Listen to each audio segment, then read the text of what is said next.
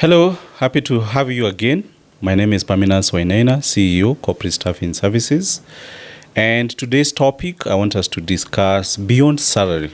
What do you need to master when it comes to personal finance, and especially if you are above the age of 30.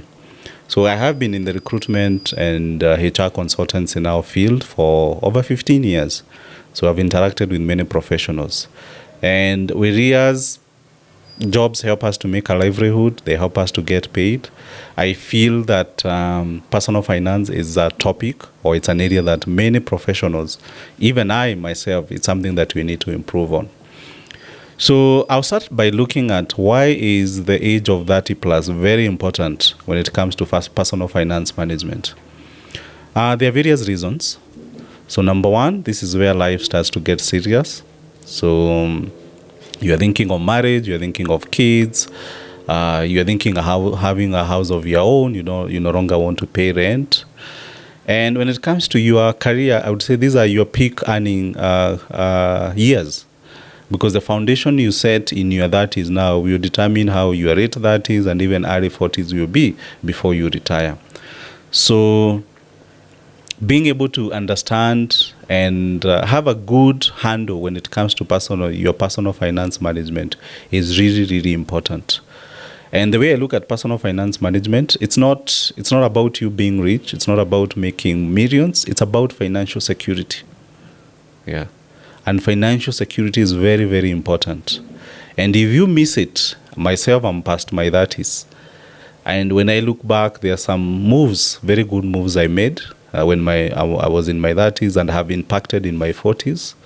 And there are things I could have done better. And that is why I'm here sharing my experience so that you can be able to do better. And today we focus on the basics.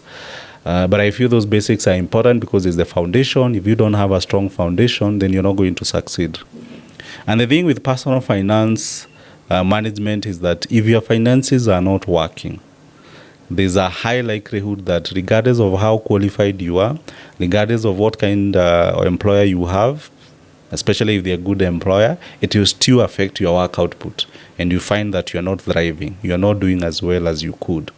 So you may have started well with high earning potential, but if you're not able to manage your finances well, then you might find that might impact your growth. It might impact your next level. So for me, the way I look at personal finance management is, like I said, that financial security aspect. Yeah.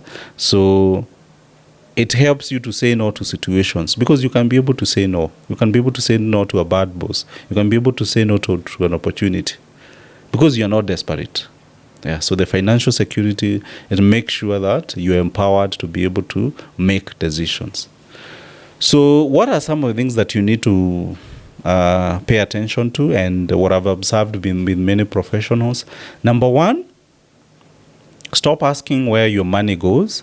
Start telling it where to go. It's a big phrase, but what it means is please start budgeting. You know what you make in a month. You make 50,000, you make 100,000, you make 500,000. Please understand where your money goes. And when you understand where your money goes, you'll be able to determine, am I spending my money on my wants or am I spending my money on my needs? And think about needs. When you think about needs, these are the things, these are the essentials. You need to pay rent, you need to have fuel or transport, you need to commute, you need to have a roof over your head. So these are essentials. These are things that you can't avoid. But then there's the wants. There's the black tax, there's entertainment, there are clothes, there's a lifestyle. So is it helping you? So if you find that you're using most of your money to wants, or a large portion of your expenses is to wants, then you need to be very careful.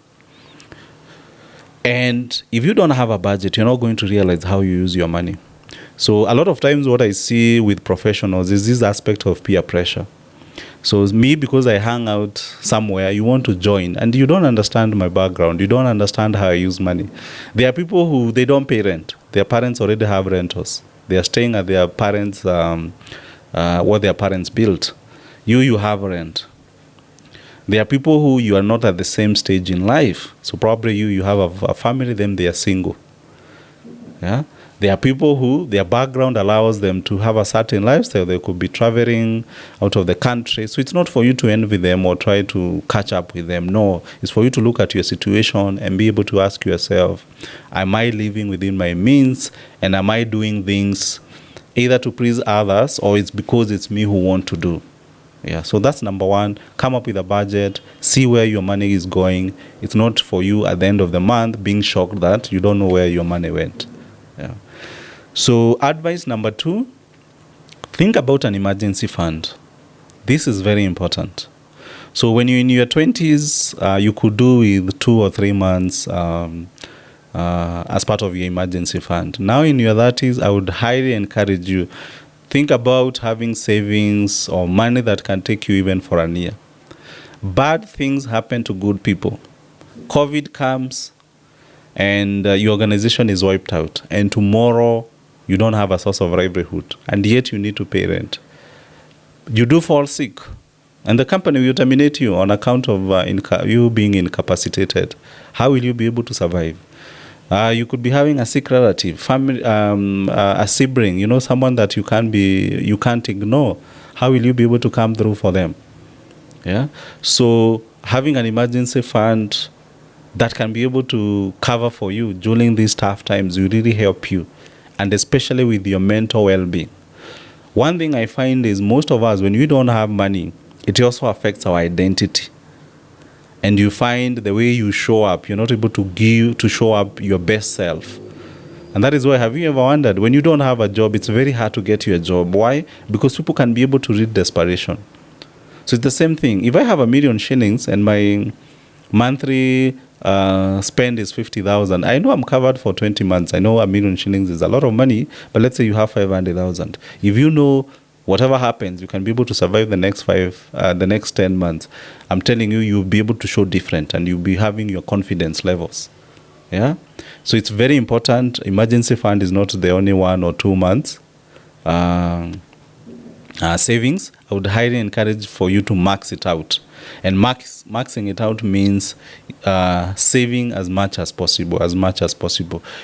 COVID for me taught me a very big lesson. I don't have to travel as much. I don't have to engage in some of the things that I used to do.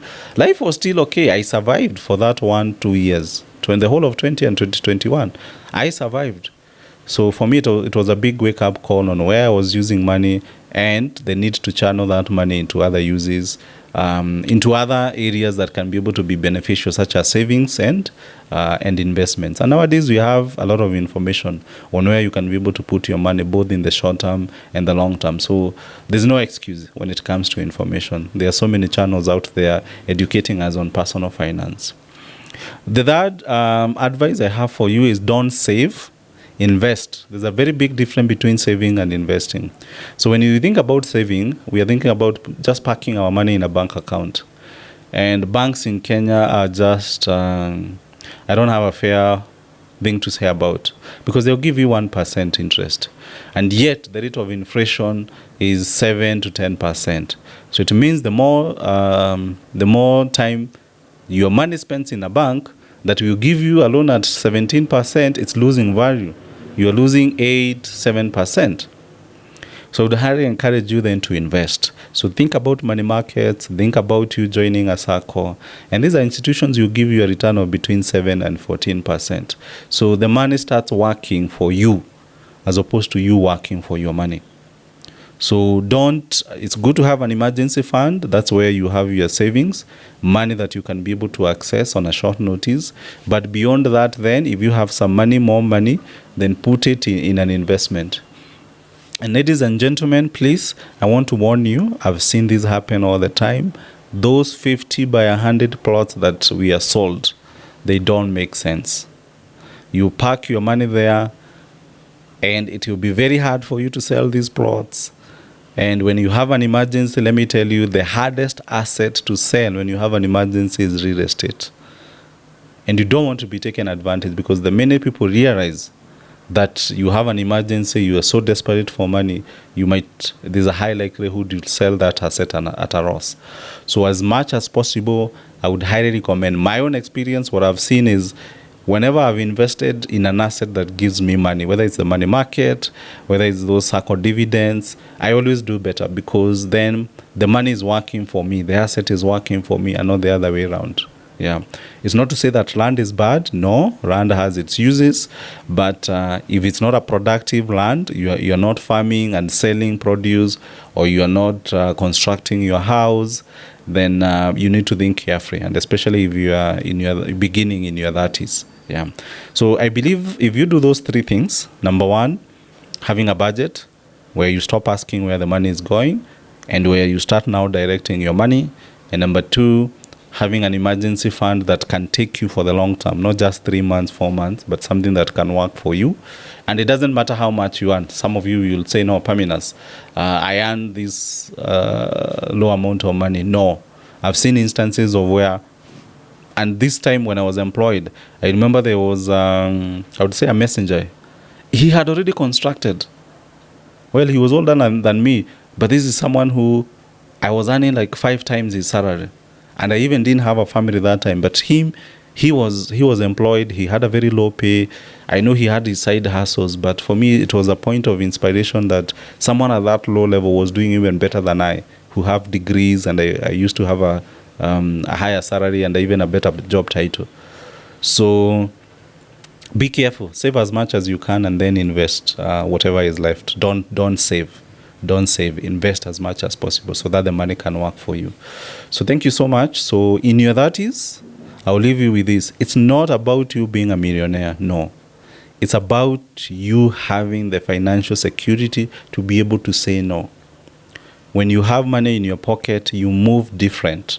When you have financial security, let me not say money, you move different. You'll be able to say no to a bad boss.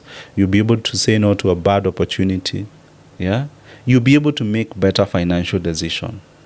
So if you're in your 30s, please take care of your financial, your personal finance very, very seriously. So thank you so much. That's all I had for you in regards to this topic. If there's another topic you'd want me to address, please leave a comment below. And if you feel your career is not going in the right direction, a career coach can help. So if your car has an issue, who do you talk to? You go to talk to a mechanic. If you're not feeling well, you seek the services of a doctor. So when it comes to careers, talking to friends and family sometimes may not help because they are not experts. They've not gone through that.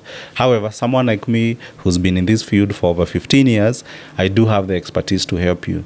So there's more information about the career coaching service in the description. Please visit the page. You learn more, and if the service speaks to you, I would want to meet you one-on-one and be able to help you. So thank you so much.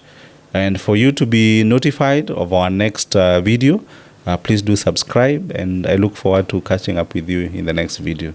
Thank you very much.